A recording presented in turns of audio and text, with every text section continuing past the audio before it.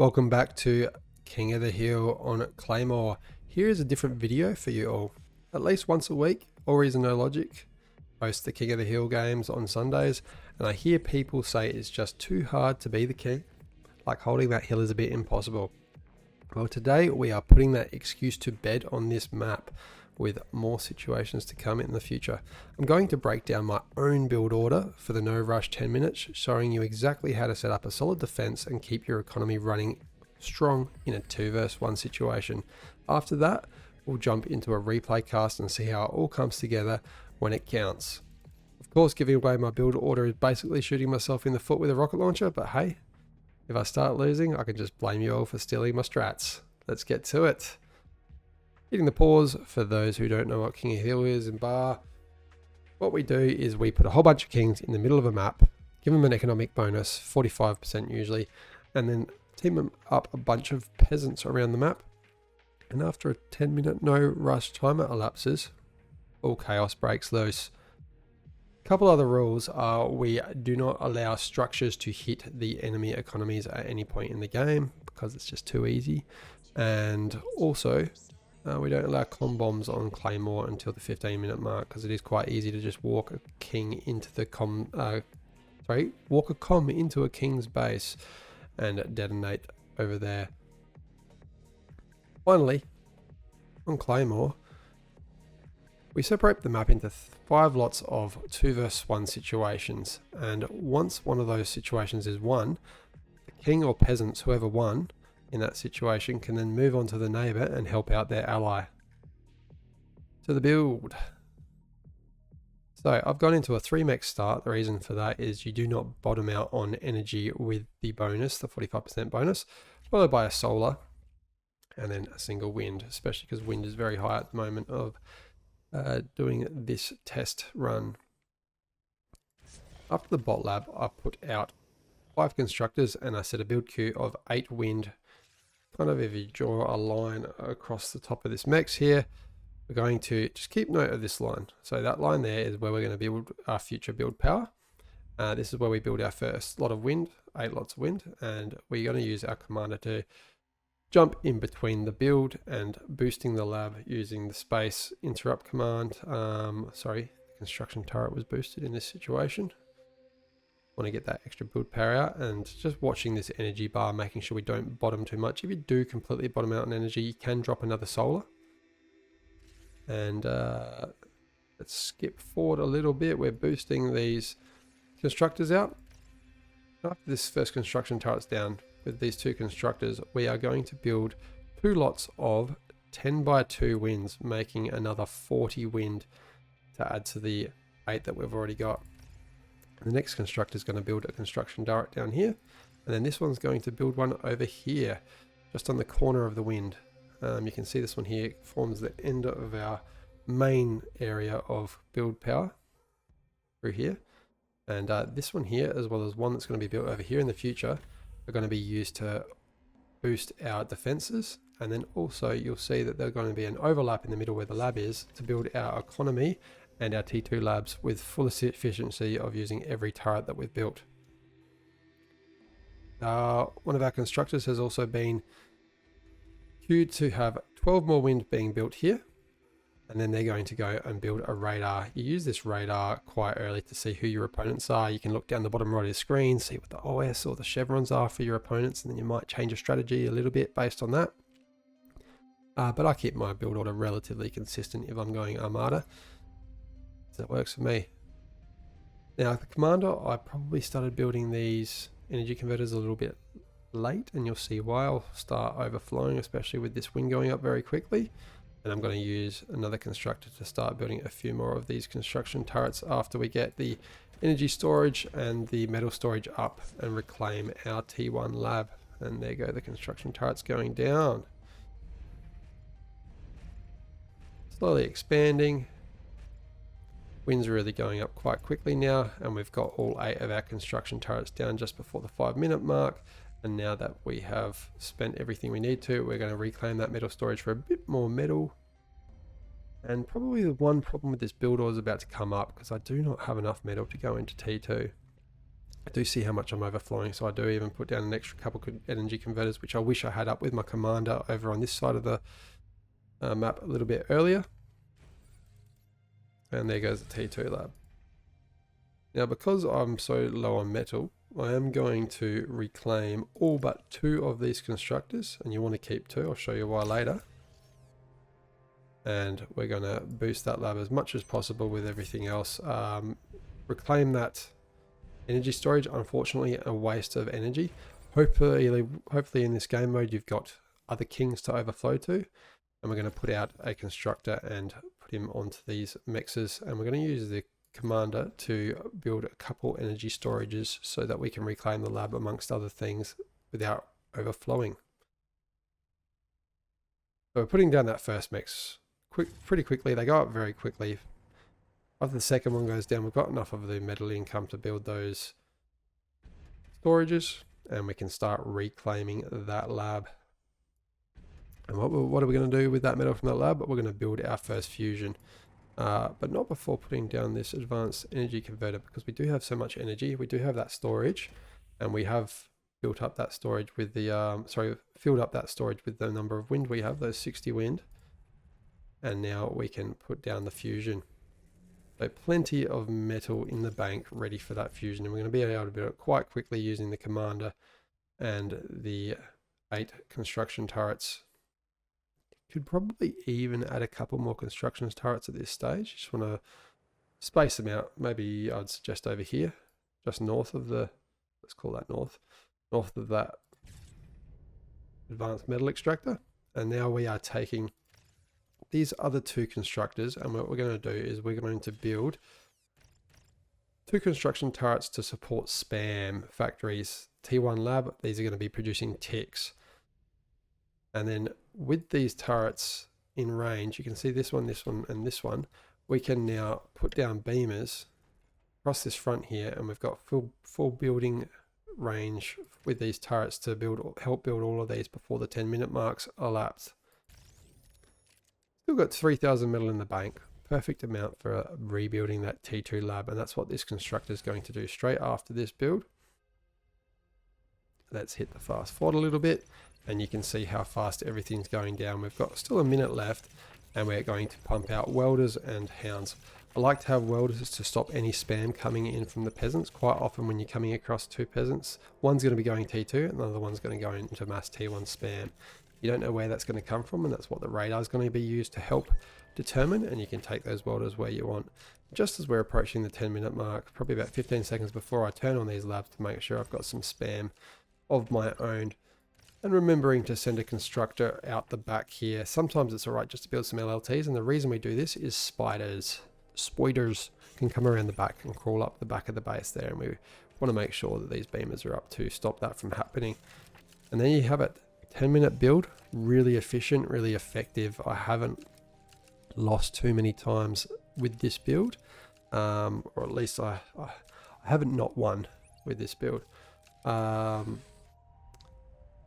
then just a little bit of a bonus of what we can really do at this point. I just build another constructor because I'm going to use him to build a couple of T2 turrets, reclaim this lab, and use the metal for that to go into our second fusion. With this many units out on the field, you want to be microing them, obviously. If you've got a bit of a standstill or a bit of a placid peasant that you're up against, a couple of peasants, you can just focus on a little bit more greed and get that economy. And what we want to do is start reclaiming the wind around this space here once that first fusion's up to build more build power, making sure we don't overflow. You can see I've got a bucket load of metal, but we're going to spend that pretty quickly. And we're going to also convert a little bit more of this energy. I could probably have gone into an extra energy storage, but not to worry. It's so much chaos going on. If you can macro that well, good on you. I definitely can't. And you can see what's happening there. We're going into the next T2 lab.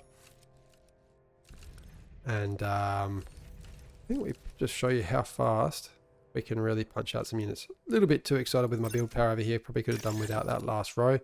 But I like to keep stuff in a nice neat grid on both sides of this base with maximum effort going into these labs. You can see just about every construction turret still hitting the platform there, and yeah, sprinters coming out very quickly at this stage with 2 fusions, especially with that 45% bonus. And then we are also building these pit bulls. Maybe you want to go some gunslingers. Very nice T2 unit, especially early on. And you can just see how fast a fat boy is being built there in about 20 seconds.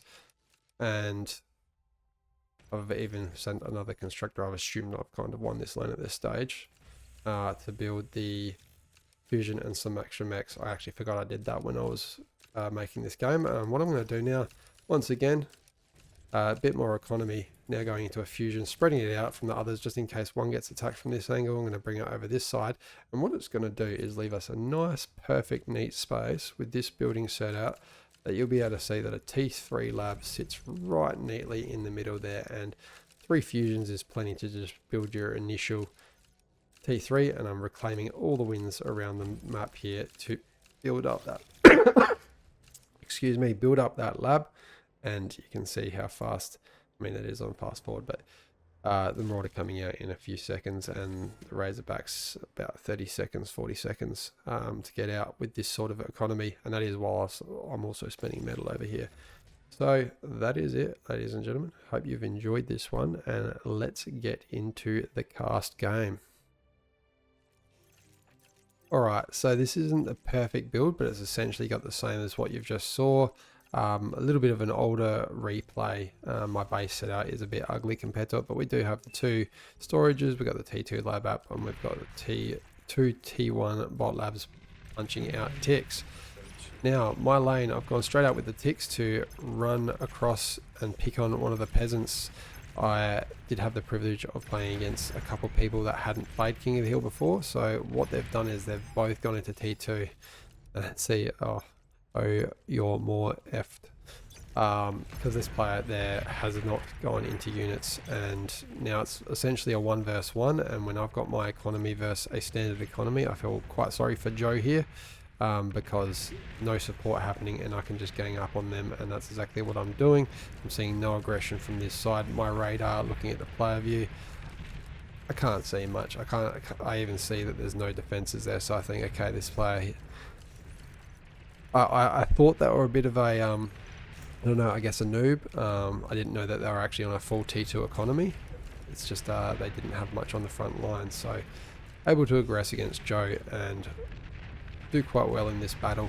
We'll come back there. What I want to do is jump over to this lane. This is more like what I'd see out of a typical build. You got a peasant going just mass T1. He's been shared a T2 constructor from his friend over here, who has not quite as much economy, but has the T2 units and defenses up in the front line. So that's more of your typical build. Nice use of these mines, heavy water. Taking out I do love the mines, and combining those with the pop-ups is certainly going to help to push this back. Stunning the units as well lets them get cleaned up nicely by the fiends. There isn't any defenses on the high ground. This person tends to follow my ethos of using turrets to defend one side and then units to defend the other. The only problem is that they haven't fully committed to the side that they're defending with, that they have left undefended.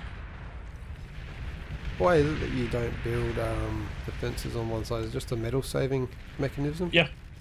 Yep. I just think that I'll have. If all my units are on one side, then I don't need to defend that side. If I lose those units, I'm probably dead anyway.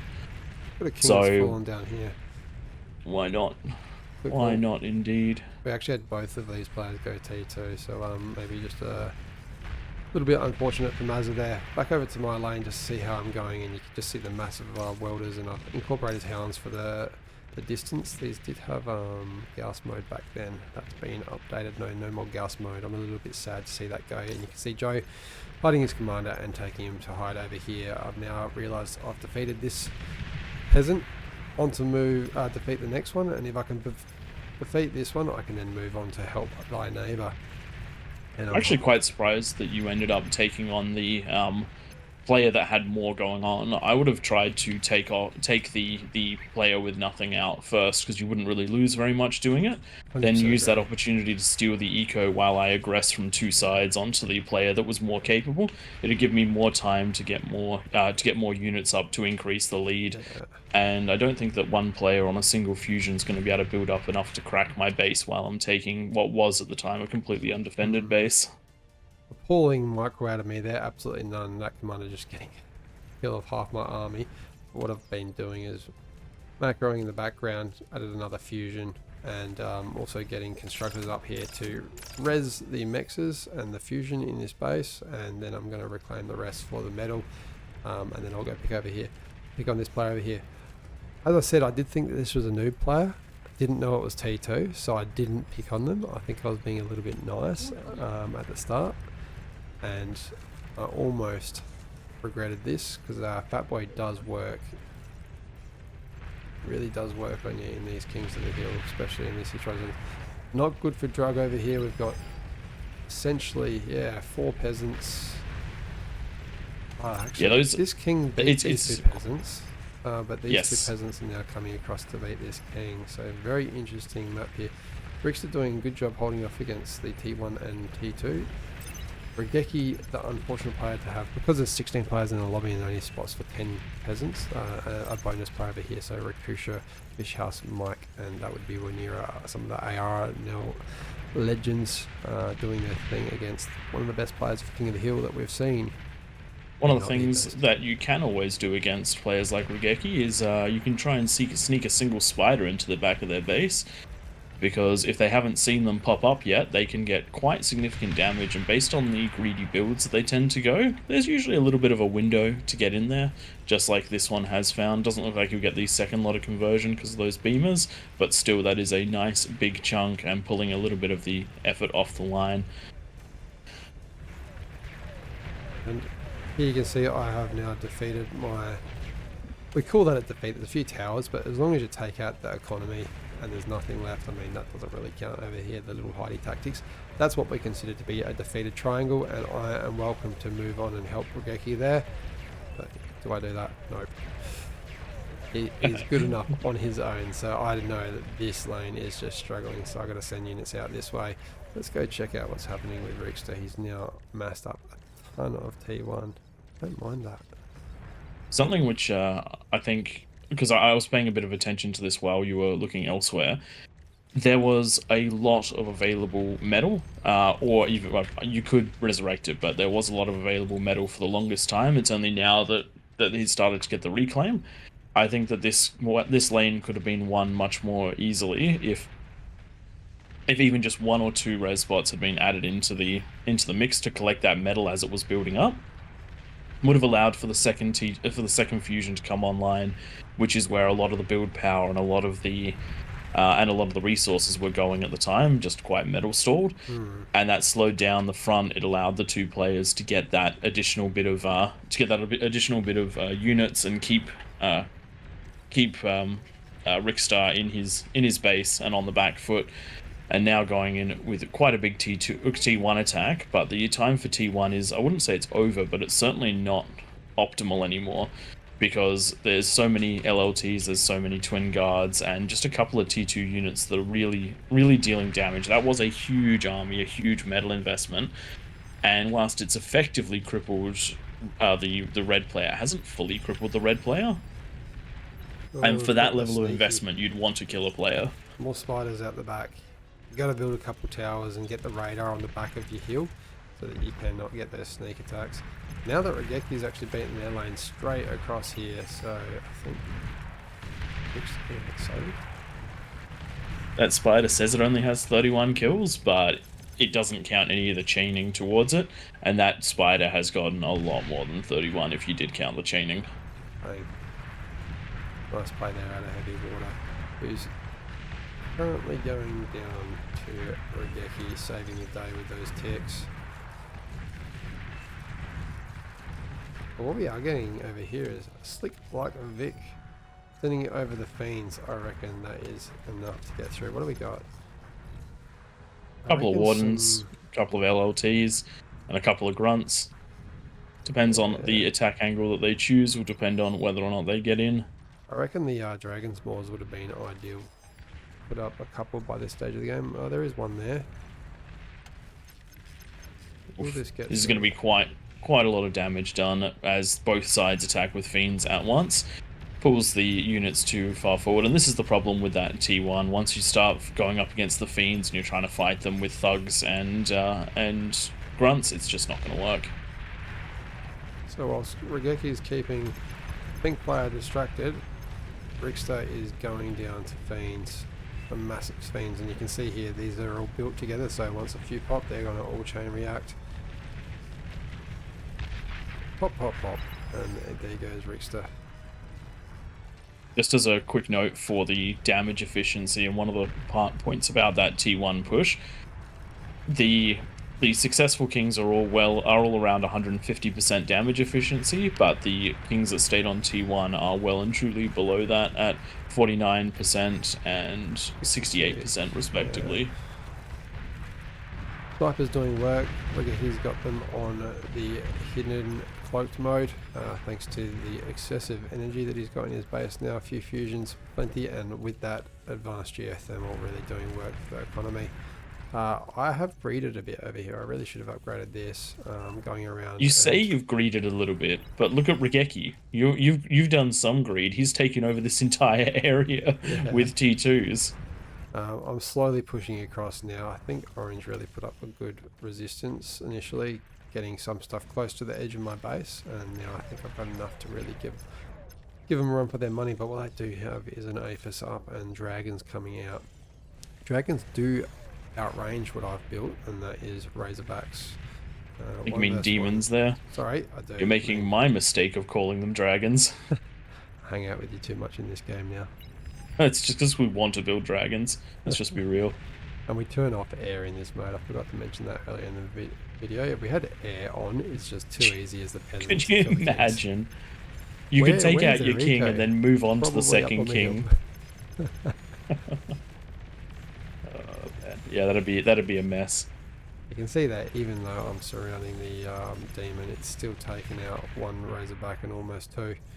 And the second one's probably going to clean up the rest of this army. How many hit points they got? About 18,000 compared to, I don't know, what's that? There's one over there, 13,300. So I have the numbers, but they do have a better unit than me out on the field. Regeki now cleaning up the rest of this base. And just getting ready to clean up the next one as well, just letting the units build up a little bit. I'd and say they definitely... Yeah, we had a bit of a draw over here. We've got definite peasant win here. I'd say the peasants won this lane, but Regeki's come in.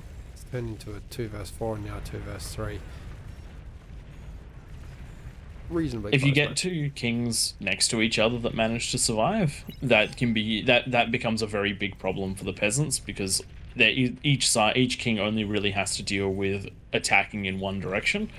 If you manage to get a king win on each side, then the peasants can keep the pressure up on all angles and stop the kings from really doing what they've done here, which is there's essentially no defenses outside the base. They've just completely taken over the outside of the outside ring. And if the kings are separated, that sort of can't happen. So there is always an element of placement and an element of as to how these go once a couple of players start falling. Probably have my Razorback there. One thing I want to point out that I like to do as well, you can see I've got a build order for a couple of these T1 spam labs just to send ticks around my base, and that's just to give me vision in case there's some sneaky spiders wanting to climb up the back of the hill. I haven't built a radar here either, which you definitely should do right there on the edge so you get vision of the middle of the map. The other thing you can do if you don't want to go quite into that level of investment, and if you are, you can just pop a couple of spiders on the back of the hill too. I've seen that work very effectively in the past. Yeah, nose them down. Even some high DPS units just at the back, like a couple Janus, they'll scare away spiders. Pounders. Haven't seen enough pounders in King of the Hill games. They're very expensive and slow. If you want, if you're going to get a pounder for only a little bit more money, you can get a tiger tank, provided that you've gotten to the eco where either of those would be feasible. Might able to So get I in can here. totally see why they don't pop up here. Reclaim And it I right also know here. that almost everyone goes bots, because getting the economy up with bots is a lot faster than getting it up with metal, because the additional cost in the T1 vehicle construction Hmm. bots, you can get a lot less of them out. Even though they have more build power, that's not necessarily relevant when metal's your limiting factor early on. Yeah.